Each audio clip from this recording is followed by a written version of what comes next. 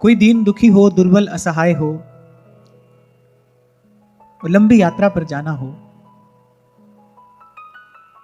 शरीर भी अशक्त हो, मन भी थका हो, और चलना भी आवश्यक हो, यात्रा भी आवश्यक हो, तो फिर तो समाधान यही है भाई, कोई सहारा मिल जाए, कोई आश्रय मिल जाए। जब अपने अपने सामर्थ्य से देवता कोई कार्य नहीं कर सके तो भगवान के चरणों की शरण ग्रहण की। प्रभु की कृपा के बिना जब स्वयं को दीन जाना, असहाय जाना, तो भगवान के चरणों की स्तुति देवता करते हैं। और उन श्री चरणारविंद की स्तुति में सबसे पहली बात यही कहते हैं कि आपके जो चरण कमल हैं वो त्रिताप से तप्त जीव के लिए छत्र के समान है। इनकी शरण में आते ही सबसे पहले तन मन प्राण शीतल हो जाते हैं। क्यों? क्योंकि तापत्रय विनाशाय श्री कृष्णाय वयं नमः।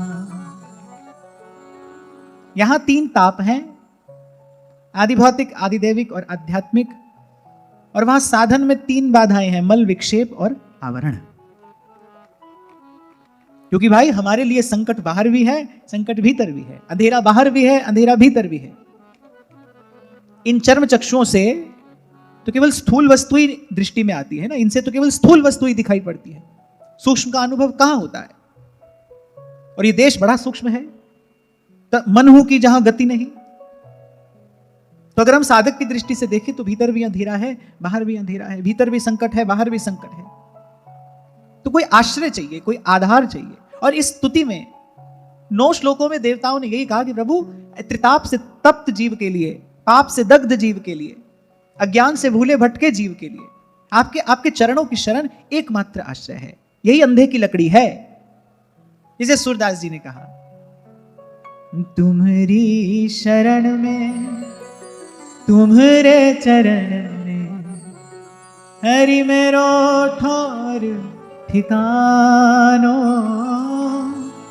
हरि मेरो ठौर ठिकानो, हरि तुम ही आंधे की लकुटिया, हरि तुम ही आंधे की लकुटिया, तुम ही जिए को चैना, हरि मैं नैनहीन तुम नैना, हरि मैं नैनहीन तुम नैना।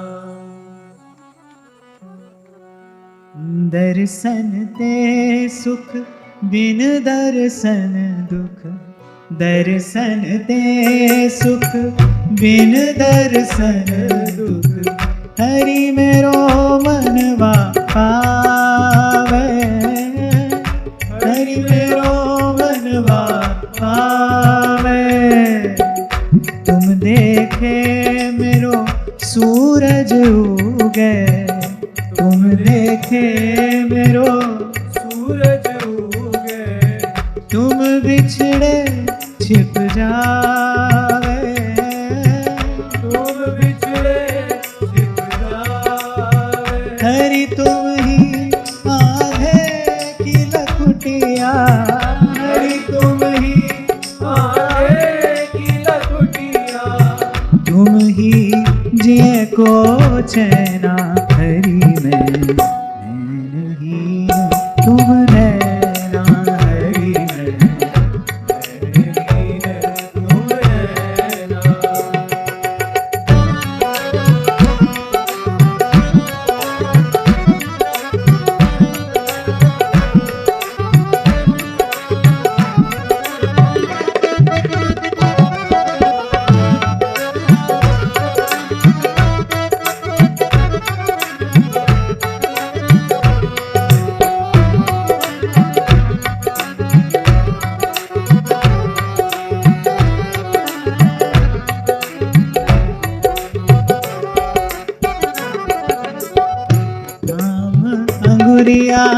जौन डगरिया, थाम अंगुरिया जौन डगरिया, ले चालो मोह जानो, ले चालो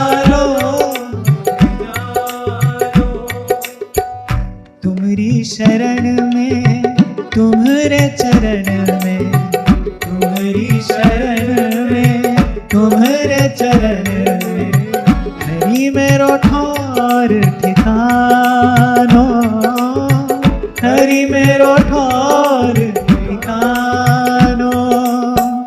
सूर पतित को बेग उबारो, सूर पतित को बेग उबारो, नाम रटूं दिन रहना हरि में, नैनहीन तुम नैना हरि में, नैनहीन तुम नैना हरि में, नैनहीन तुम नैना हरि में, नैनहीन तुम नैना।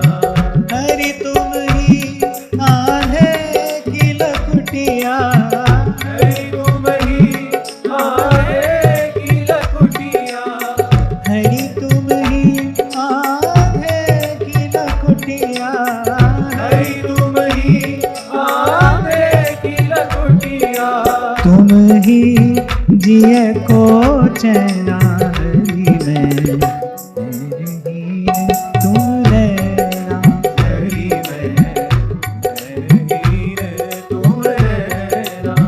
सूर पतित को बेग उबारो, सूर पतित को बेग उबारो, सूर पतित को बेग उबारो, सूर पतित को बेग उबारो, नाम रटूं दिन रहना हरि में, नैनहीन तुम नैना हरि में, नैनहीन तुम नैना हरि में, नैनहीन तुम नैना हरि में, नैनहीन तुम नैना। कल ही मैं आपसे कह रहा था कि ये मन तो भाई सदा से साथ है, और जब तक इसको टिकाना मिल नहीं जाता ये साथ रहेगा, तो भाई कोई रहने की ठौर इसको भी तो चाहिए। ऐसे तन सदा नहीं रहता, ऐसे ऐसे तन से संबंधित जो भी वस्तु है वो तो धूप छांव की जैसी है भाई, आती है और जाती है। कोई ठौर कोई ठिकाना मन के लिए भी तो चाहिए। और मानो समझो तो आपका मेरा जो अपना घर है वो तो यही है, प्रभु के चरण है, जीव का जो ठिकाना है। यहां किसी स्त्री पुरुष की बात नहीं हो रही, यहां किसी मूर्ख विद्वान की बात भी नहीं हो रही, यहां हम बात करें जीवात्मा की। जीवात्मा का ठिकाना तो प्रभु के चरण है। कितना कितना दुलराया है भक्तों ने भगवान के चरण को। क्यों? क्योंकि भाई जन्म जन्म से भूले भटके को, जन्म जन्म से बिछड़े को, जन्म जन्म से दुखे जीव को विश्राम यहीं पर आकर तो मिला है, और यहीं मिल सकता है, यहीं मिल सकता है। जैसे सूरदास जी ने कहा ना कि जैसे उड़ी जहाज को पंछी और पुनी जहाज पे आवे, मेरो मन अनंत कहां सुख पावे। कल विराम के क्षणों में यही मैंने आपसे कहा था ना कि मन मधुकर हो जाए, छोड़े नहीं प्रभु के चरण कमल। और बुद्धिमान लोग तो यही कह रहे हैं, विवेकी जन तो यही कह रहे हैं, नर देहि पाई चित चरण कमल दीजै। यही सार की बात है भाई, इससे सुंदर और कुछ हो नहीं सकता। नर देहि पाई चित चरण कमल दीजै, दीन बचन संतन संग दरस परस कीजै, दीन बचन संतन संग दरस परस कीजै। और हमारे ठाकुर जी की जो ये जो मुद्रा है, जिस मुद्रा में प्रभु खड़े हैं, वो एक चरण उठाकर वस्तुतः आपको मुझे कह रहे हैं, संकेत कर रहे हैं कि तुम्हारा घर यही है, तुम्हारा ठिकाना यही है, बनाया है मैंने तुम्हारे लिए ये स्थान। एक स्थान है जो हम अपने लिए बनाते हैं, एक स्थान है जो हमारे लिए प्रभु ने बनाया। प्रभु का जो अर्चा विग्रह है, जिसको हम दुलराते हैं, जिसका दर्शन करते हैं, जिसकी सेवा करते हैं, कुछ कहता है वो हमसे, कुछ कहता है हमसे। तो श्री ठाकुर जी का जो श्री चरण है, जिस प्रकार से श्री ठाकुर जी ने वो चरण कमल रखा है, कुछ कह रहा है, वो मुद्रा कुछ कह रही है। छत्र दिया है प्रभु ने जीव को, आए कोई और उसकी छांव में सदा सदा के लिए सुखी हो जाए, निर्भय हो जाए। पूर्व में भी हमने चर्चा की थी, मैंने आपसे कहा था प्रभु के श्री चरण सब मंगलों के मूल हैं और सकल मंगलों के नाशक हैं। जीव के आध्यात्मिक, आदिदैविक, आदिभौतिक सब ताप श्री चरणारविंद के स्मरण से दूर होते हैं, अवश्य दूर होते हैं। सकल अमंगल नाशक भगवान के चरण हैं। और मैं तो कहता हूं कि तुलसी बाबा बड़ी प्यारी बात कहते हैं, दच्छ सकल लक्षण जुत सोई, जाके पद सरोज रति होई। बोले भाई वही पढ़ा लिखा है, वही सयाना है, श्रुति सिद्धांत नीक ते ही जाना, और उसी ने ही सब वेद शास्त्रों को भली प्रकार से पढ़कर समझा है। पढ़ लेना, पढ़ा देना बड़ी बात नहीं है। बुद्धिमान लोग ही कहते हैं शास्त्राण्य धीत्यापि भवन्ति मूर्खाः। पढ़ने वाले भी मूर्ख ही रह जाते हैं कई बार।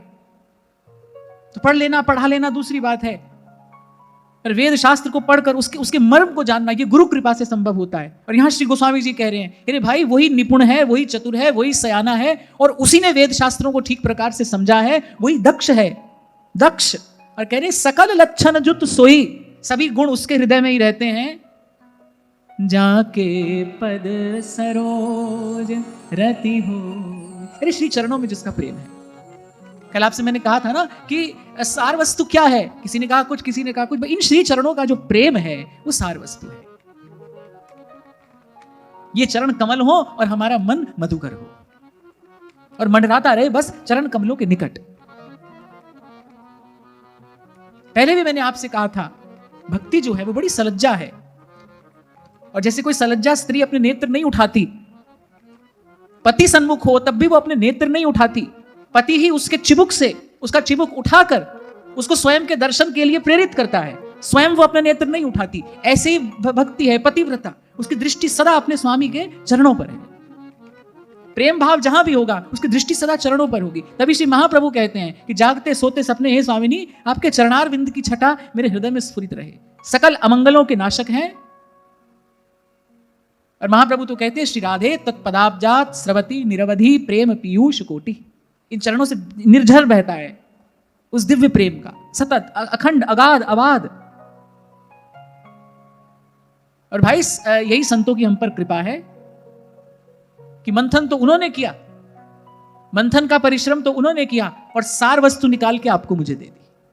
सब शास्त्र पुराणों का मंथन करके, जैसे श्री गोस्वामी जी नाभादास जी महाराज कहते हैं ना, संतन मथ निर्णय की हो श्रुति पुराण इतिहास, भजवें को दोई सुघर के हरि दास। इन संतों ने हम पर कृपा की, इन्होंने मंथन का परिश्रम किया और सार वस्तु आपको मुझे निकाल कर दे दी। सार बात यही है,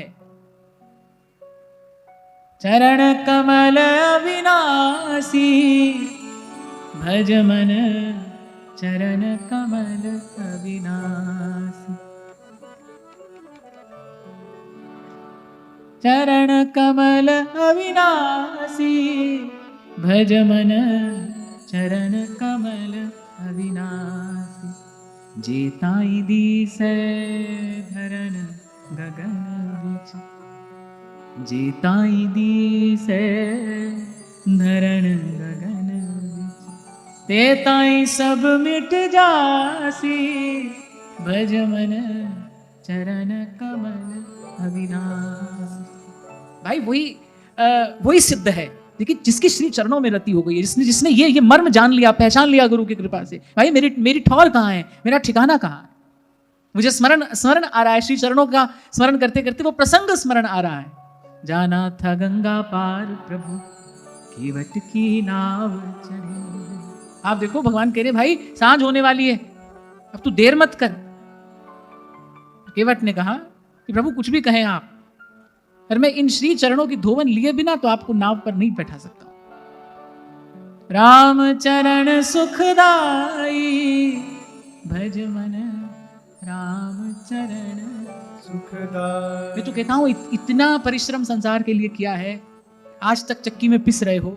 दो पाठ के बीच में जीव पिसता है, तन कहीं और लेकर जाता है, मन कहीं और लेकर जाता है, फिर मन कहीं और लेकर जाता है, बुद्धि कहीं और लेकर जाती है, फिर बुद्धि कुछ और दिखाती है, चित्त कहीं और होता है। ऐसे ऐसे दो पाठ के बीच में जीव पिसता है, कितना परिश्रम किया है। थोड़ा थोड़ा सा अभ्यास इन श्री चरणों के भजन ध्यान के लिए करो।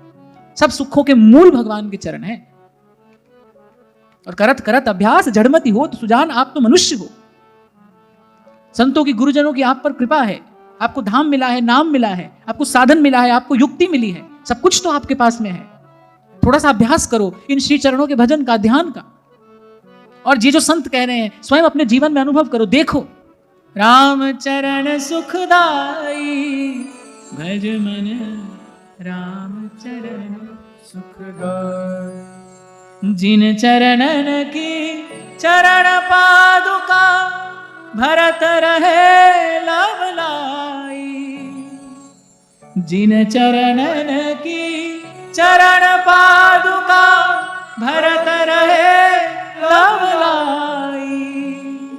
सोई चरण केवट धोई लीन है, तब हरि नाम चढ़ाई, तब हरि नाम चढ़ाई।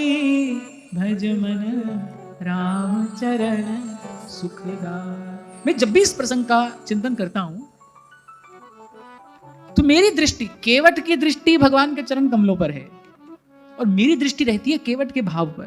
भाई, उसके पूर्व जन्म की ऐसी कौन सी भक्ति थी? पहले तो प्रभु को पहचाना, पहले तो प्रभु को पहचान लिया कि ये कौन है। क्योंकि तुम्हारी कृपा ते तुद पिछाना, और तू मेरी ओट, तू है मेरा माना। भाई, उसके पूर्व जन्म की कोई ऐसी सुदृढ़ भक्ति भावना है जिस पर रीजे हैं कृपा निधान, शील निधान श्री रघुनाथ जी। पहले तो प्रभु को पहचान लिया और फिर पहचानने के बाद भी पहचान लिया, प्रभु को पहचान कर कोई आर्त होता तो कहता प्रभु मुझे मुक्त कर दो, कोई अर्थार्थी होता तो शायद कुछ धन ऐश्वर्य संपत्ति विभूति मांग लेता। पर भाई, वो वस्तुतः शुद्ध भक्त है। इसीलिए कहा प्रभु जब तक चरण नहीं धुलाओगे तब तक मैं नौका में आपको बैठा नहीं सकता। और फिर संत भक्त गाते हैं, केवट दौड़ के जल भर लाया, चरण धोए चरणामृत पाया। केवट दौड़ के जल भर लाया, चरण धोए चरणामृत पाया। वेद ग्रंथ जिनके गुण गाए, केवट उनको नाम चढ़ाए। और फिर बरसे पुष्प गगन से, ऐसे भक्त के भाग बढ़े। जाना था गंगा पार प्रभु, केवट की नाव चढ़ी। आप और दूसरी बात, अब आप केवट की भक्ति का दर्शन करिए, उसकी भाव का दर्शन करिए। पहले तो चरणामृत पा लिया, और प्रभु का चरण धोवन क्या है? महादेव अपने मस्तक पर धारण करते हैं। जटा शंकरी नाम परो है, त्रिभुवन तारन आई, त्रिभुवन तारन आई। भज मन राम चरण सुखदाई। सुनाओ।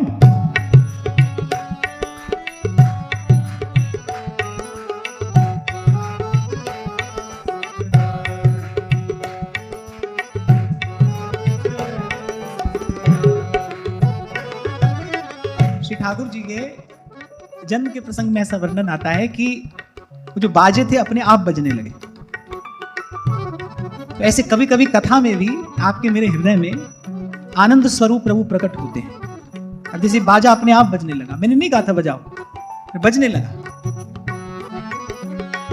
राम चरण सुखदाई, भज मन राम चरण सुखदाई।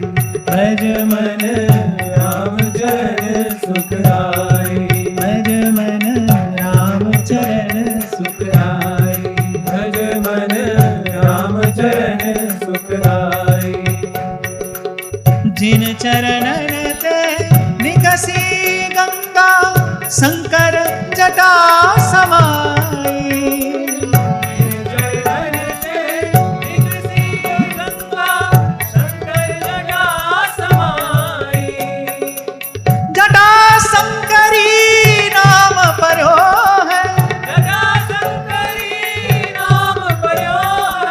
त्रिभुवन तारन आई, भज मन राम चरण सुखदाई। भज मन राम चरण सुखदाई। भज मन राम चरण सुखदाई।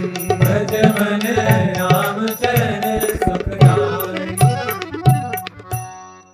बार फिर चले केवट के भाव के निकट कि प्रभु को पहचाना, चरणामृत पाया, और फिर उसके बाद उसकी भक्ति का शुद्ध तत्व कहां प्रकट हुआ कि प्रभु कुछ उतराई दे रहे हैं पर लेता नहीं है, नहीं लेता। प्रभु लगे देने उतराई, केवट बोला नहीं रघुराई। कहा नहीं प्रभु, आपसे नहीं ले सकता। पहले तो थोड़ा हास्य विनोद होता रहा, बोले आप भी केवट हैं, मैं भी केवट हूं। अब लखनलाल जी कुपित हो गए ये सुनकर, बोले अरे मूड क्या कहता है प्रभु से। श्री रघुनाथ जी मुस्कुरा रहे हैं, तुलसी कहूं न राम से शील निधान।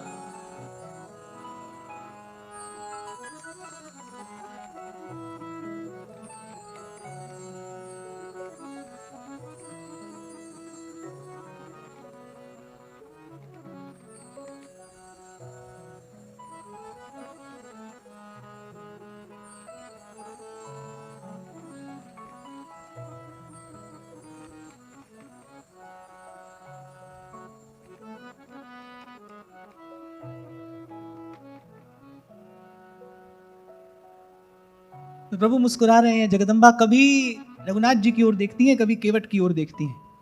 भक्ति तो वही है ना। और उत्तर देता है केवट कि प्रभु आपके पास तो देने को कुछ है, मैंने आपको बाहर लगाया पर आपके पास मुझे देने को कुछ है। एक समय ऐसा आएगा जब मैं आपके घाट पर आऊंगा, मेरे पास देने के लिए कुछ नहीं होगा। तो मैंने तुझको पार किया है और तू मुझे पार करे। जाना था गंगा पार प्रभु, केवट की नाव चढ़े। या ये कहने का तात्पर्य है कि केवट की जो आसक्ति है वो श्री रघुनाथ जी के चरणों में है। अपनी हठ पर अड़ा रहा। सोई बात यहां श्री गोस्वामी जी कह रहे हैं कि सोई चरण केवट धोई लीने, तब हरि नाव चढ़ाई। फिर मैं इससे पहले आपको बैठाऊंगा नहीं। क्यों? क्योंकि उसकी आसक्ति है श्री चरणों में। वो कोई साधारण जीव नहीं है भाई, उसने जन्म जन्मांतर तक इन श्री चरणों के दर्शन की अभिलाषा अपने हृदय में संजोई है। मैं निवेदन आपको यह कह रहा हूं कि भक्ति का सहज स्वभाव है। आप और मैं भी यदि देखना चाहें भाई हमारे हृदय में वो विशुद्ध भक्ति प्रादुर्भूत हुई कि नहीं हुई, तो ये लक्षण है श्री चरणों में आसक्ति। विभीषण जी जा रहे हैं भगवान के पास, पर मन में भाव क्या है? जिन पायन के पादुकन भरत रहे मन लान, ते पद आज बिलो की हूं, इन नैनन अब जान। मन में उमंग उत्साह किस बात का है भाई? आज उन चरण युगल का मुझे दर्शन होगा, श्री चरणों का दर्शन होगा। जैसे आपको मैंने छोटा सा उदाहरण दिया ना, एक पतिव्रता स्त्री जो सलज्जा है, उसकी दृष्टि तो पति के चरणों पर ही है। पति जब उसका चिबुक उठाकर उसको अपने मुख दर्शन की प्रेरणा देता है, तब वो मुख का दर्शन करती है। ऐसे ही भक्ति की जो अखंड भावना है वो तो यही है, स्वामी के श्री चरणों से प्रीति, उनकी रति, उनकी आसक्ति। इसीलिए गोस्वामी जी ने कहा दच्छ सकल लक्षण जुत सोई, जाके पद सरोज रति हुई। सब सुख के धाम भी भगवान के चरण हैं, सब अमंगलों के नाशक भी भगवान के चरण हैं, और जीव का परम विश्राम भी भगवान के चरण है। और कल विराम के क्षणों में मैंने आपको निवेदन किया था, श्रीमद् भागवत की महिमा यही है। कोई कथा आएगी, मन कहीं जाएगा, पर फिर श्रीमद् भागवत की धारा आपको मुझे बहाकर श्री चरणों के निकट ले आएगी। और मैं फिर कहकर आगे बढ़ता हूं कि हमें अभ्यास यही करना है कि हमारा मन भंवरा बने, मन मधुकर बने, चरण कमलों को एक क्षण के लिए छोड़े नहीं। मन भंवरा थारे चरण कमल सो आलिपटायो जी, नाथ थारी सरनी आयो। और वृंदावन के रसिक तो कहते हैं सारन को सार और रस को भी रस यही है। अच्छा, जो यहां ब्रज के संत हैं ना, अब क्या है कि उनकी मति, उनकी वृत्ति, उनकी रुचि इतनी परिष्कृत हो चुकी है, उनको इतना गाढ़ा वो महामधुर अमृतोपम रस पीने को मिल गया है, अब उनको कोई और बात सुहाती नहीं, कोई और चर्चा उनको अच्छी नहीं लगती। वो तो सीधी बात करेंगे, भैया बहुत बातन ने मत बनावे, सूदी सच्ची बात हमते कहे, और कोई ये समझे ना समझे, हमको इतनी समझ भली है, और ठाकुर हमरे नंद लला है, ठकुरानी ब्रजभान लली है। सीधी सच्ची बात कहेंगे, रे मन भूल मत जइयो राधा रानी के चरण। मैं तो कभी कभी इन सीधे सरल शब्दों का विचार करता हूं तो मुझे लगता है भाई, मैं इससे अधिक सार की बात और क्या होगी। कोई ये फॉर्मूला अपने जीवन में अपना ले, ये युक्ति अगर किसी को आ जाए कि श्री चरणों का विस्मरण ना हो, फिर और क्या कहना रह जाता है, क्या करना रह जाता है।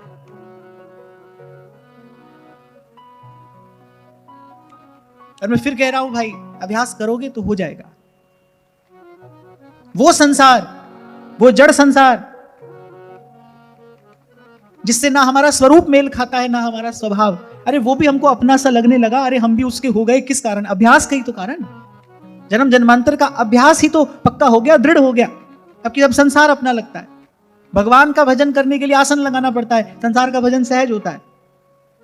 लाख लाख प्रयास करके मन भगवान की ओर नहीं जाता। जो अपने हैं अपने रहेंगे, और जो न कभी अपना था न कभी अपना हो सकता है, उसमें कैसे मन उलझा है, जैसे कांटों की बाड़ी में कोई वस्त्र उलझ जाता है।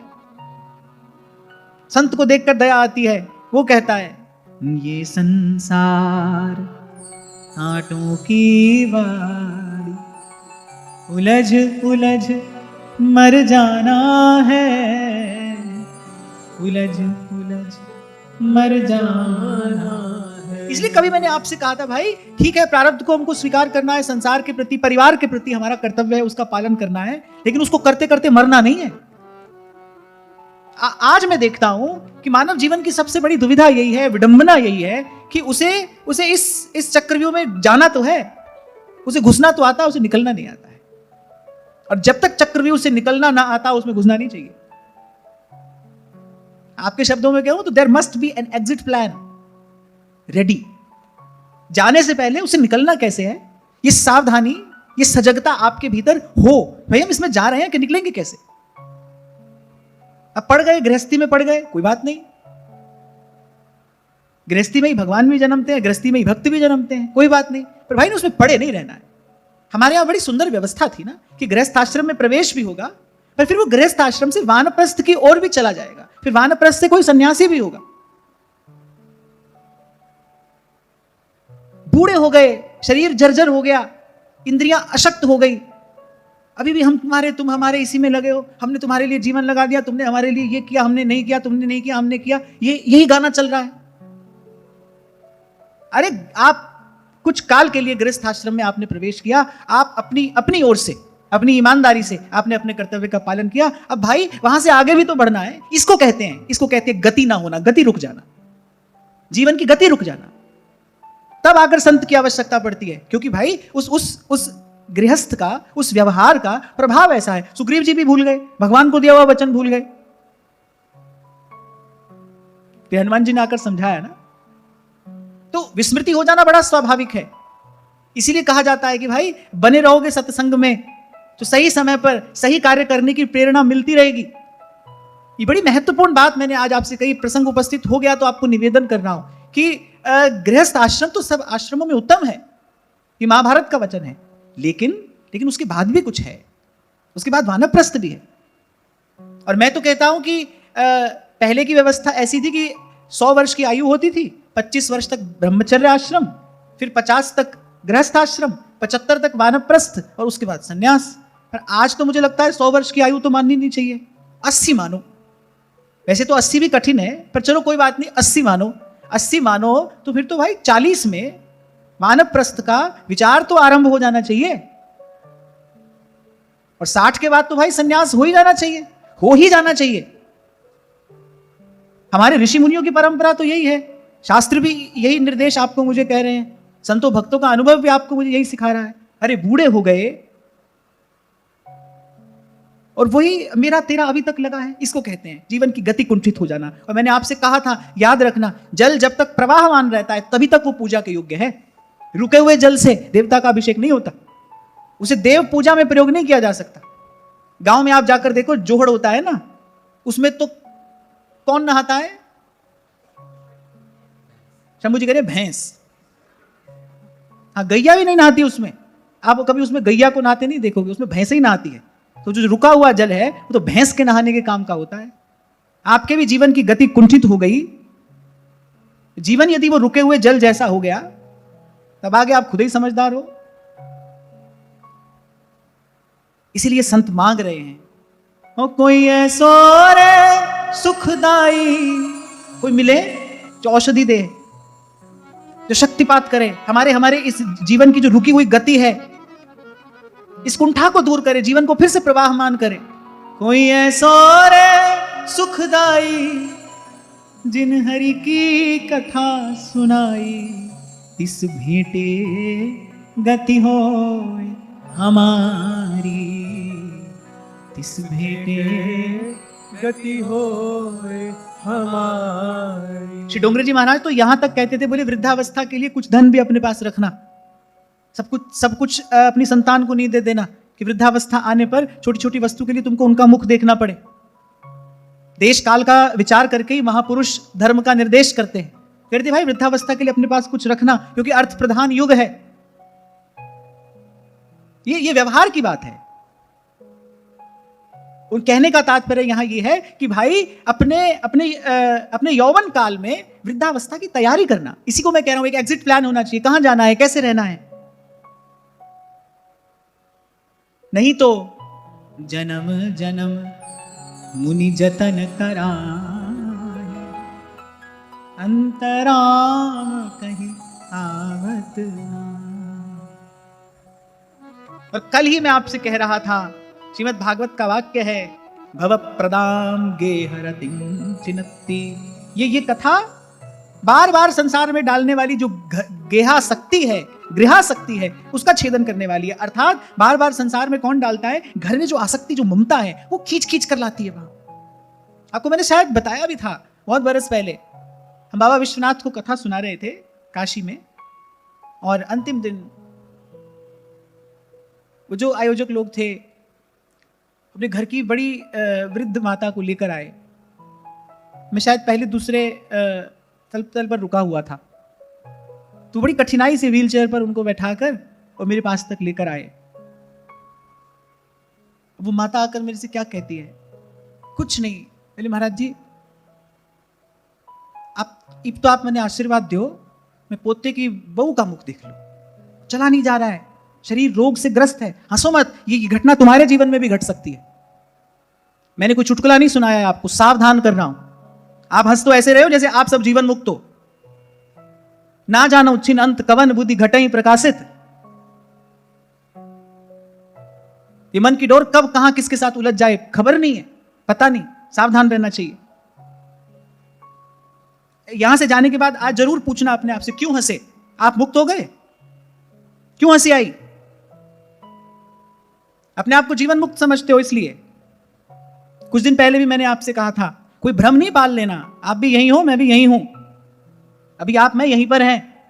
ये बड़ी कृपा है, संतों गुरुजनों की कृपा है, ये धाम की कृपा है कि चर्चा का अवसर प्रभु ने आपको मुझे दिया है। अभी तो दूर नगरी, बड़ी दूर नगरी, दूर नगरी, बड़ी दूर नगरी। क्या होता है ना, यहां से हमारी ये ऐसी छोटी छोटी जो चेष्टाएं होती है ना, ये जो छोटी छोटी चेष्टाएं होती है ना, ये हमारी वास्तविक स्थिति का परिचय दे देती है। चलते चलते किसी का पांव फिसला, कोई गिर गया, प्राय करके क्या होता है, किसी को गिरता देखकर कोई व्यक्ति हंस पड़ता है। क्यों हंसे भाई? अभी टिकाना दूर है भाई, और महापुरुष सावधान करते हैं, टिकाना दूर है, माया प्रबल है, जीव दुर्बल है। बताओ कितना कठिन है ये काम बनना। खरोई कठिन है भजन ढिंग ढरबो। मैं तो आपको यह कह रहा था कि शरीर जर्जर हो गया, रोग से ग्रस्त है, पता भी नहीं है सांझ मरे के भोर। आप देखो कि मन की स्थिति क्या है, क्या और पाने की इच्छा है, वही संसार का विषय सुख।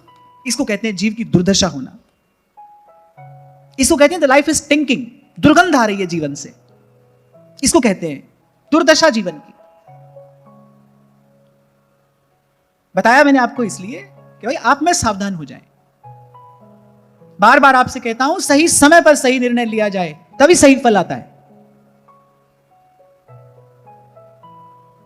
तो 40 के बाद तो वानप्रस्थ का विचार आरंभ हो जाना चाहिए। मैं ये तो नहीं कह रहा घर से निकल पड़ना, फिर वानप्रस्थ का विचार आरंभ हो जाना चाहिए, क्योंकि बिखरे मन को धीरे धीरे समेटना पड़ता है। घर बिखरा हो तो थोड़ी देर लगती है ना समेटने में, ऐसे मन भी बिखरा है, देर लगेगी समेटने में, तो समेटना आरंभ करना। हां, पर मैं ये अवश्य कहता हूं कि 60 वर्ष के बाद, 60 वर्ष के बाद तो भाई भगवान के धाम की शरण ले लेनी चाहिए, फिर नहीं देखना चाहिए पीछे। और ये भी नहीं सोचना कि भाई सब सही होगा तो जाएंगे, नहीं, सही यहां कभी नहीं होता है। जो जहां है जैसा है उसको वहीं छोड़कर चलना। ये तो नदी नाव संजोग था भाई, आपका इतना ही संयोग प्रभु ने लिखा था, हो गया, अब चलो।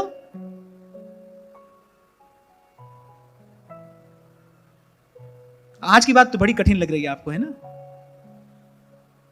लग रही है ना? पर कल ही मैंने कहा था भाई, कुछ बातें अच्छी होंगी, कुछ मीठी होंगी, कुछ कड़वी होंगी, कुछ कठोर होंगी। कोई बात आपको अंदर से सहारा देगी, कोई बात आपको बाहर से चोट मारेगी। पर उद्देश्य यही है कि हमारा जीवन पात्र बन जाए, हम सत्पात्र बने, हम सत्पात्र बने। मैं कई बार एकांत में बैठा इस बात का विचार करता हूं। उस दिन भी आपसे मैंने यही कहा कि ये भारत भूमि इतनी बार पदाक्रांत हुई, तुर्क आए, मुगल आए, अफगान आए, अंग्रेज आए, उन्होंने यहां की संस्कृति को बहुत दूषित करने का प्रयास किया, और किया भी। ये उसी का परिणाम है, ये उसी का परिणाम है कि हम जो सनातन वैदिक व्यवस्था है उसको भूल गए। नहीं तो भारतवासी ऐसे कभी नहीं थे। उनको पता था कि जीवन में संस्कारों का मूल्य क्या है, वो ये जानते थे संस्कारों की शक्ति क्या है, वो ये जानते थे कि संस्कार मनुष्य को देवता बना सकते हैं। यहां के गुरुओं ने ही तो ये उद्घोष दिया था, बाह जिनादी पकड़िए, सिर जाए बाहनी छोड़िए, गुरु तेग बहादुर बोलिया, धड़ पे धर्म नी छोड़। प्राण जाए तो जाए भाई, पर अपने धर्म को नहीं जाने देंगे। कोई बात नहीं, वो दुख के दिन थे, अब सुख के दिन आए हैं। मेरा तो ऐसा मानना है, मेरा ऐसा विश्वास है कि ऐसी कोई वस्तु बनी नहीं जो बिगड़े ना, ऐसी कोई वस्तु बनी नहीं जिसको बिगाड़ा ना जा सके, और इतना कोई बिगड़ा नहीं है जिसको सुधारा ना जा सके। तन हो, मन हो, जीवन हो, आप लगोगे, आप प्रयास करोगे, आप अभ्यास करोगे, आपको सफलता मिलेगी। और सत् कार्य के लिए किया गया अभ्यास तो प्रकृति को प्रसन्न करता है, प्रकृति प्रसन्न होती है, वो आपका सहयोग करेगी, आप सफल होगे। अभ्यास करना आरंभ करो। ये इस सार की बात केवल ये कहना चाहता हूं मैं कि प्रभु के श्री चरणों के ध्यान का अभ्यास करना आरंभ करो। इसीलिए कुछ दिन पहले मैंने कहा था, थोड़ा थोड़ा आसन की सिद्धि होनी चाहिए, आसन की शुद्धि भी होनी चाहिए, और आसन की सिद्धि भी होनी चाहिए साधक के जीवन में। ठीक है, आप अच्छी बात है, आप उठते बैठते चलते फिरते नाम जप करते हो, खूब करो, श्वास श्वास से नाम सिमत, लेकिन बैठकर ध्यान करने का अभ्यास भी होना चाहिए।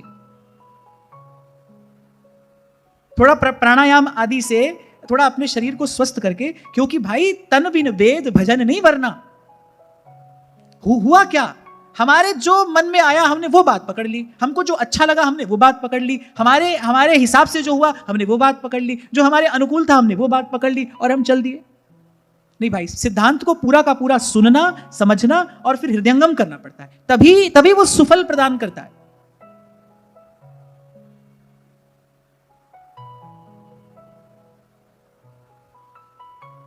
तो थोड़ा प्राणायाम आदि से अपने श्वास की गति पर नियंत्रण पाकर, इससे मन शांत होता है। थोड़ा सा प्राणायाम का अभ्यास करोगे, क्या होगा, मन भी शांत होगा, शरीर भी स्वस्थ रहेगा। हाँ, इतना मैं आपको जरूर कह दूं भाई, शरीर आपका रोगी पड़ा है, आप सोचो कि हम तो मन से पहुंच जाएंगे प्रिया जी के चरणों में, नहीं, ऐसा होता नहीं भाई, ऐसा नहीं होता। ये जो महिमा शास्त्रों पुराणों में गाई गई है, किसकी गाई गई है? बड़े भाग मानुष तन पार, मनुष्य के शरीर की महिमा है ना ये। क्यों? क्योंकि इससे धर्म साधन होता है, परम धर्म का साधन इस शरीर से किया जा सकता है। इसीलिए गोस्वामी जी ने कहा, तन बिन वेद भजन नहीं वरना। शरीर के बिना कैसे भजन करोगे? मुक्त आत्माएं भी शरीर ग्रहण कर ही तो आती हैं इस संसार में, तब भगवान का भजन करती हैं। भगवान शंकराचार्य कह रहे हैं, मुक्तया अपि विग्रहम कृत्वा, शरीर धारण करके, तंग भजनते, उसका भजन करते हैं, शरीर धारण करके। तो इसका भी ध्यान रखना है, थोड़ी इसकी भी संभाल करनी है। विषय भोगने के लिए नहीं, भजन करना है भाई, सेवा करना है। और हमारे महाप्रभु जी ने जो रीति आपको मुझे दी, हमारे महाप्रभु जी ने आपको मुझे जो मार्ग दिया है, भोर भय से सांझ ढरे तक सेवा को ही नेम हमारो। वहां तो सहचरी बिल्कुल तत्पर सदा ठाड़ी है प्रिया प्रीतम की सेवा में, जाने श्री जी की कब क्या इच्छा हो जाए। तो भोर भय से सांझ ढरे तक सेवा कोई नेम हमारा। नित्य की सेवा है सो तो है ही, और हमारे राधा वल्लभ लाल तो उत्सव विग्रह हैं, हर दिन कोई ना कोई उत्सव है। और सखियों के भाव से तो भोर से लेकर सांझ तक उत्सव ही उत्सव है। तो भाई कैसे करोगे सेवा? अगर शरीर स्वस्थ नहीं होगा तो मन प्रसन्न नहीं रहेगा। तो बिना स्वस्थ शरीर के, बिना प्रसन्न मन के कैसे सेवा होगी? ध्यान रखना, मन जुड़ा है तन से। बहुत दीर्घ काल तक अगर कोई रोग हो जाए तो मन पर उसका बड़ा गहरा प्रभाव पड़ने लगता है, मन अवसादग्रस्त होने लगता है, विषादग्रस्त होने लगता है। तो ऐसे शरीर को स्वस्थ रख के, मन को प्रसन्न करके और फिर लगना है साधन में। ये छोटी सी बात मैंने इसलिए निवेदन की कि भाई दुख के दिन थे जब बार बार आक्रमण होते थे इस पवित्र भारत भूमि पर, अब तो सुख के दिन आए हैं। जो भूल हुई उसको सुधारा जाए, जो कमी रह गई उसको पूर्ण किया जाए, जो त्रुटियां हुई उनका सुधार किया जाए। हमारे पास तो अवसर है भाई, और हम तो मैं कहूंगा और सौभाग्यशाली हैं। हमारे देश में भगवान की कृपा से सुख शांति है, सुख शांति का ये वातावरण है। ये छोटी छोटी चीजें, इनके लिए धन्यवाद करना चाहिए प्रभु का। ध्यान नहीं जाता हमारा इस ओर। जब तक व्यक्ति का स्वस्थ शरीर होता है तब तक तो वो उन्माद में पड़ा विषय का भोग भोगता रहता है। फिर जब शरीर रोगी होता है तब लगता है भाई कर ही लेते भजन, चले जाते तीर्थ पर, कुछ दान धर्म कर लेते। करनो तो सुना कियो, अब क्यों रोवत अंध, अब क्यों रोवत अंध।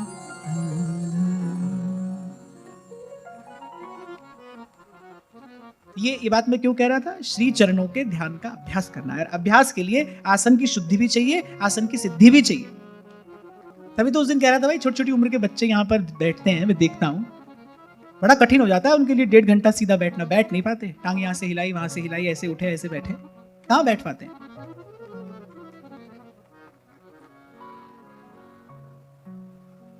क्या है, व्यक्ति धर्म पालन का फल तो चाहता है लेकिन धर्म पालन नहीं करना चाहता है। हम चाहते हैं हमको भगवान तो मिले, लेकिन भगवान से मिलने के लिए संतों भक्तों ने क्या किया है वो हम नहीं करना चाहते। उस पर हमारी दृष्टि नहीं जाती, उस पर हमारा ध्यान नहीं जाता है। कोई योगी हो, ध्यान करता हो, उसको तो अपने शरीर का ध्यान रखना ही चाहिए भाई, पर हमको तो और अधिक रखना चाहिए, क्योंकि हमको तो बैठे बैठे ध्यान नहीं करना है ना, हमको तो मंगला से शयन तक सेवा करनी है श्री जी। और जैसे मैंने आपसे कहा कि भाई थोड़ा बहुत प्राणायाम करके श्वास की गति को साधना चाहिए। क्यों? क्योंकि मुख्य शक्ति तो प्राण शक्ति है ना। प्राणायाम से प्राण शक्ति को और बल मिलता है, प्राण शक्ति और विकसित होती है। तो 5-10 मिनट भी यदि आप इसका अभ्यास करो तो इसका बड़ा सुंदर परिणाम आपको देखने को मिलेगा। और हमारे ऋषि मुनियों के जीवन में बिना कहे ये बात सहज स्वाभाविक थी। ये जो आज कहना पड़ रहा है ये बात वैसे कहने की है नहीं। जैसे कल मैंने आपसे कहा शौचाचार शिष्टाचार, ये तो भाई कहने की बात नहीं है। हम मनुष्य हैं, इतना तो हमको ज्ञान होना ही चाहिए। तो वैसे ये कोई कहने की बात है नहीं, पर हम लोगों के जीवन से, हम लोगों के जीवन से ये बात जाते जाते चली गई ना, इसलिए आपको पुनः याद कराना पड़ रहा है मुझे, आपको पुनः स्मरण दिलाना पड़ रहा है मुझे।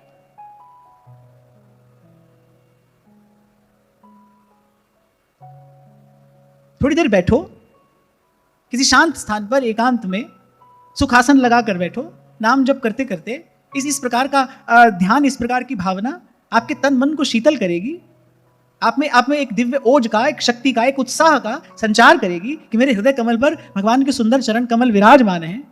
सूरदास जी कहते हैं, श्याम कमल पद नख की शोभा, श्याम कमल पद नख की शोभा, जे नख चंद्र इंद्र सिर पर से, जे नख चंद्र इंद्र सिर पर से, शिव बिरंचि मन लोभा, शिव बिरंचि मन लोभा, श्याम कमल पद नख की शोभा, श्याम कमल पद नख की शोभा। लगाओगे कहां मन को, अटकाओगे कहां मन को? कोई अधिष्ठान तो मन को देना पड़ेगा, कोई टिकाना तो दोगे मन को। जहां से आज चर्चा आरंभ हुई, भाई जीव का टिकाना तो यही चरण है।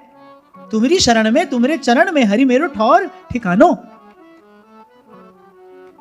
आज तो मन भी, चर्चा भी, भाव भी, वृत्ति भी श्री चरणों के ही तो निकट है। मैं आपको यही तो कह रहा था भाई, सब भक्तों के प्राण तो प्रभु के चरण हैं। इन चरणों को नहीं छोड़ते वो। और हमको इस बिखरे हुए मन को धीरे धीरे अभ्यास से लाना है प्रभु के चरणों के निकट। हमारे जीवन के भी अमंगल दूर हो, काम, क्रोध, लोभ, मोह, अहंकार, ईर्ष्या, मद, मात्सर्य, ये जो नरक के द्वार हमारे लिए खुले हैं। गोस्वामी जी कहते हैं, काम, क्रोध, मद, लोभ सब नाथ नरक के पंथ, इन परिहर रघुबीर भजहु भजहि जेहि संत। आप देखो गोस्वामी जी इसे नरक का द्वार कह रहे हैं, और भाई हमारे जीवन में तो दरवाजे खुले ही हैं। काम, क्रोध, मद, लोभ सब नाथ नरक के पंथ। महापुरुषों की वाणी है कि इस मनुष्य शरीर को पाकर पतन भी हो सकता है और उत्थान भी हो सकता है। श्रीमद् भागवत कहती है, मोक्ष द्वारम पावृतम, यही मानव शरीर मोक्ष का खुला हुआ द्वार भी है। और यहीं से पतन के किसी गहरे अंधकार में भी तो जीव गिर सकता है। ये नरक के द्वार भी खुले हैं। इन परिहरि रघुवीर रही भजहि भजहु जेहि संत।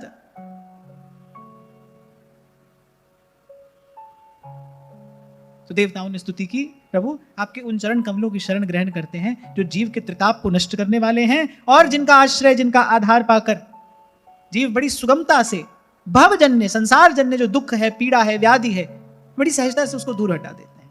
आगे कहते हैं, मार्गन्तियते मुख पद्मनीडैश्छन्दः सुपर्णैः ऋषयो विविक्ते यस्याघमरशोदसरिद्वराया पदं पदं तीर्थपदः प्रपन्नाः पदं पदं तीर्थपदः प्रपन्नाः। देवताओं ने कहा कि मुनिजन एकांत स्थान में बैठकर, वो सुनते तो वेदों की ऋचाएं हैं, लेकिन वेदों की ऋचाओं का अंतिम तात्पर्य क्या है प्रभु? आपके यही चरण कमल तो हैं। कह रहे वो वेद पाठी ऋषि भी वेदों का पाठ कर करके वस्तुतः ढूंढ क्या रहे हैं? ढूंढ तो आपके चरण कमलों को ही रहे हैं। हमारे श्री महाप्रभु जी ने श्री सुधानिधि में इस बात का एक संकेत किया है, तथोपनिषदाम हृदयेव विद्योतते सा राधा चरणद्वयी मम गतिर्लास्यैक लीला मयि। कहा उपनिषदों के हृदय में गूढ़ रूप से, गुप्त रूप से विराजमान क्या है? यानी श्री जी के चरण कमल ही तो विराजमान है। वहां महादेव कह रहे हैं ये बात, ब्रह्मानंद रसादनंत गुणितो रम्यो रसो वैष्णव तस्मात् कोटि गुणोज्ज्वलश्च मधुरः श्री गोकुलेन्द्रो रसः तच्चानंत चमत्कृति प्रतिमुहुर्वर्षद रसानां परं श्री राधा पद पद्ममेव मधुरं सर्वस्वभूतम्। अब समझ में आई ना सार वस्तु क्या है? इन श्री चरणों का जो प्रेम है ना भाई, वो सार वस्तु है। कोई वेद पाठी हो, कोई कर्मकांडी हो, जहां से ये चर्चा आरंभ हुई, विदुर जी ने प्रश्न किया, जीव मात्र सुख के लिए कर्म कर रहा है, सुख के लिए प्रयास कर रहा है, तो भाई कहीं कोई भी कुछ भी कर रहा है, चाहता तो सुख है ना। और यहां देवताओं ने कहा कि कोई बिरले होते हैं आपकी कृपा के पात्र जो इस रहस्य को जान पाते हैं कि वस्तुतः सुख का मूल है कहां? आपके श्री चरण है। यहां देवताओं ने कहा कि ये जो वेद पाठी ऋषि हैं, उन्होंने कहा कि ये जो वेद मंत्र हैं, ये पंछियों की धुनी है, अरे इस कलरव को सुनते सुनते अरे अन्वेषण किसका करते हैं? वो ध्यान में बैठे खोजते किसको हैं? वो आपके चरण कमलों को ही तो खोजते हैं। यो ब्रह्म रुद्र शुक नारद भीष्म मुख्यै रालक्षितो न सहसा पुरुषस्य तस्य। ढूंढ क्या रहे हैं? बोले भगवान के चरण ही तो ढूंढ रहे हैं, क्योंकि जीवात्मा का ठिकाना वही है। आपको छोटी सी बात उस दिन मैंने सुनाई थी, बड़े लोग कहते हैं अरे परदेश कलेश नरेशन के। परदेश में तो राजा को भी दुख होता है, जब तक जीव परदेश में है तब तक सुख कैसे पाएगा? भाई हजार सुख सुविधा हो जाए पर अपने घर जैसा आराम तो नहीं मिलता। अपना घर तो अपना घर होता है। आपके बहुत बढ़िया महल में सुबह से लेकर शाम तक काम करने वाला जो आपका सेवक है, उसको आधा घंटा ज्यादा रुकने को पड़ जाए ना तो उसको कष्ट होता है, क्योंकि उसको अपनी झोपड़ी में जाना है, वो अपनी है, वो आपके महल में रह रहा है, सब सुख सुविधा है वहां पर नहीं भाई, उसको अपने घर जाना है। क्यों? क्योंकि महल में परतंत्र है, अपने घर स्वतंत्र है। और पराधीन सुपने हूं सुख नहीं। जीव जब तक परदेश में है तब तक परतंत्र है, पराधीन है, और पराधीन को स्वप्न में भी सुख नहीं मिलता। अपने घर जाकर कोई स्वतंत्र होता है। आप बाहर से थके मांदे आते हो, अपने घर आए, इच्छा हुई कि सामान जगह पर रखें तो रखा, नहीं तो जहां मन आया वहां रख दिया। बोले एक बार तो भाई एक बार तो आराम कर ले, फिर देखेंगे क्या करना है। ये सुविधा अपने ही घर में तो है ना, जहां मन किया वहां उठ गए, वहां बैठ गए, जब इच्छा हुई तब खा लिया। ये सब सुविधा अपने घर में है ना, ये सुख अपने घर में है। आज जहां से हमने बात करनी आरंभ की, भाई जब तक अपना घर नहीं मिलेगा तब तक सुख कहां पाइए। और जीव का अपना घर प्रभु के ये चरण युगल हैं। तुम्हारी शरण में तुम्हारे चरण हरि मेरो ठौर ठिकानो, हरि मेरो ठौर ठिकानो।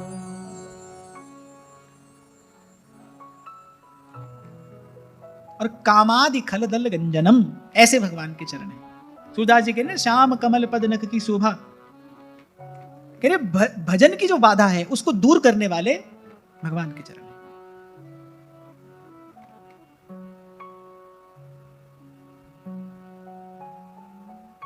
जे पद भजन भजन खलनासत, रमा हृदय जे परसत।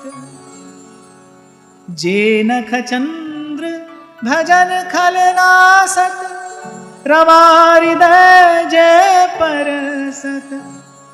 सूर श्याम नख चंद्र विमल छवि, गोपी जन मिल दरसत। गोपी जन मिल दरसत, श्याम कमल पद नख की शोभा। श्याम कमल पद नख की शोभा। जे नख चंद्र भजन खल नासत, यानी भजन को बिगाड़ने वाले जो दुष्ट भाव हैं, वो जो दुर्भाव हैं, दुर्भावनाएं हैं, अरे आपके श्री चरणारविंद के जो नख चंद्र का प्रकाश है, मैंने वो उन सब दुर्भावना रूपी अंधकार को दूर करने वाला है। भजन के मार्ग की बाधा को दूर करने वाले प्रभु के चरण कमल हैं। कोई भी शुभ कार्य करने से पहले मंगलाचरण किया जाता है, ऐसे ही हर दिन सबसे पहले इन चरणों का मन ही मन आराधन हो। और मैं तो कहता हूं कि इन्हीं चरणों का आराधन होता रहे। आपसे कहा था कभी मैंने, जैसे बालक माता के आंचल की छांव में सुरक्षित होता है, ऐसे शिष्य गुरु के पांव में और जीव भगवान के चरण में सुरक्षित है। इन चरणों की छांव में जीव सुरक्षित है। यत् श्रद्धया श्रुतवत्या च भक्त्या, समृज्यमाने हृदये वधाय। ज्ञानेन वैराग्य बलेन धीरा, ब्रजेम तत्तेङ्घ्रि सरोज पीठम। ब्रजेम तत्तेङ्घ्रि सरोज पीठम। और को भाई कोई योगी हो, ध्यानी हो, पर चाहता तो वो इन्हीं चरणों को है। हम तो केवल चरण ही चाहते हैं, हमारा तो सर्वस्व यही है। और उसमें भी मैं आपको कहूंगा कि हम जो हैं हितोपासक, हमारे महाप्रभु की तो उपासना का प्राण ही प्रिया जी के चरण कमल है। उपासना का स्थायी भाव है ये, कुछ भी बदले, जैसे ऋतु के अनुसार सेवा की परिपाटी कुछ कुछ बदलती रहती है, ये सब बदलता रहेगा, लेकिन एक उपासना का स्थायी भाव होता है, वो कभी नहीं बदलेगा। और उपासना का स्थायी भाव क्या है? श्री चरणों का भजन, नाम जपते जपते और बस श्री चरणों का भजन होता रहे। और अभ्यास मैंने क्यों कहा? क्योंकि पहले क्या करना है, घट में नाम मूर्ति धरिए, और मन ही मन हमारी ये भावना हो, हम प्रिया जी से प्रार्थना करें, हे स्वामिनी अपने श्री चरणारविंद की उस माधुरी का आप मेरे हृदय में प्रकाश करिए। और प्रिया जी ऐसा करती हैं। ऐसा भी महाप्रभु ने सुधानिधि जी में कहा, यस्या प्रेम घनाकृते पदनख ज्योत्सना भरस्नापित, स्वांता नाम समुदेति कापि सरसा भक्ति चमत्कारिणी। प्रिया जी कृपा करती हैं, अपने आराधक के हृदय में अपने चरण कमलों का संस्थापन करती हैं, अपने चरण नखों की चांदनी से नहला देती हैं वो उसके हृदय को। अभी हम बड़भागी हैं, हमको आराध्या के रूप में श्री प्रिया जी मिली हैं। वृषभान की किशोरी सो तो गैयन ते भोरी, प्रीति जान के थोरी तोहे रखेंगी शरण। कैसे हमारा रंच सा भाव मात्र देखकर श्री जी ने हमको अपनी शरण में रख लिया। हमारा रंच सा भाव देखकर श्री जी ने अपनी शरण में रख लिया। प्रीति जान के हूं थोड़ी तो ही राखेगी शरण। इसीलिए मैंने कहा भाई थोड़ा अभ्यास करने का प्रयास करो, बड़ी मेहनत संसार के लिए करते हो, थोड़ी भजन के लिए भी करो। वहां तो कुछ नहीं मिला, यहां अवश्य मिलेगा, यहां अवश्य मिलेगा। और इस प्रकार गुरुजनों की आज्ञा में रहकर किए हुए भजन से पल भर का ऐसा भजन भारे पाप भगाए। ये बात मैं आपको प्रेरित करने के लिए कह रहा हूं, ये बात मैं आपको प्रोत्साहित करने के लिए कह रहा हूं। भजन के प्रति जो आपका उत्साह है वो बढ़े। आप कहते हो नहीं होता, नहीं होता, नहीं भाई होगा, अवश्य होगा, क्यों नहीं होगा। ये जो सब बातें हम कह सुन रहे हैं, सब बातें ही हैं क्या? अवश्य होगा। हाँ, पर मैं आपसे कह रहा हूं कि समय लगेगा, लग सकता है। क्या हुआ? संसार के लिए कितना परिश्रम हमने किया, आज तक कर ही रहे हैं, पच रहे हैं, मर रहे हैं। क्या हुआ? थोड़ा सा परिश्रम भजन के लिए करो। भगवान तो भाव के भूखे हैं, हमारे प्रभु तो ऐसे हैं, हमारे प्रभु तो ऐसे हैं। अरे ये सब बातें आपके मन को साधन विमुख करने के लिए नहीं है, ये बातें आपको भीतर से दुर्बल बनाने के लिए नहीं है। ये तो प्रभु की महिमा है, थोड़े से रीझ जाते हैं। और एक और बात मैं आपको बताऊं, हम सब दे दे तो भी थोड़ा ही है। हम अपना सर्वस्व लगा दें तो भी भाई जीव है क्या? अंश ही तो है, कण मात्र ही तो है। हम सब कर दे तो भी थोड़ा ही तो है। हम जो कर रहे हैं ना अभी, वो तो कुछ नहीं है। स्वामी जी महाराज ये बात कहते थे, बोले ये ऐसे धूप छांव की तरह जो आप करते हो, बोले ये भजन कैसा है, जैसे खारे पानी के कुएं में कोई खांड की चुटकी डाल दे, अब उससे कोई पानी मीठा हो जाएगा? ऐसे अरे सर्वस्व लगाओ तब भी कुछ नहीं है, तब भी कण भर ही तो है, थोड़ा ही तो है। अपना दृष्टिकोण बदलना है। सबसे पहले हम मनुष्य हैं, प्रभु की कृपा है, हमको संत मिले हैं, हमको धाम मिला है, गुरुजनों के मुख से नाम मिला है, ऐसा सुंदर सत्संग हमको मिल रहा है, कुछ तो चाहते होंगे प्रभु, तभी तो ये बानक बनाया है। श्री हरिवंश सार श्रुति वर्ण्यो राधा हरिजस गावो रे, ये वृंदावन ये रविजा तट ये सत्संग ना पाओ रे। सब सुयोग तो प्रभु ने बना दिया।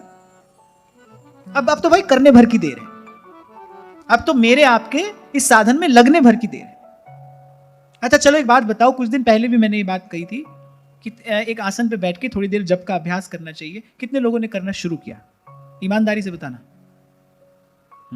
20%, 25।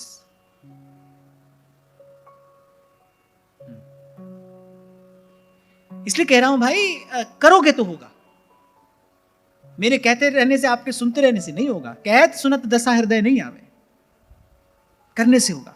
और बार बार कह रहा हूं, कर सकते हो आप। और जुगनते कमल नयन कलिजुग बहुत कृपा करी, भगवान ने बड़ी कृपा की है।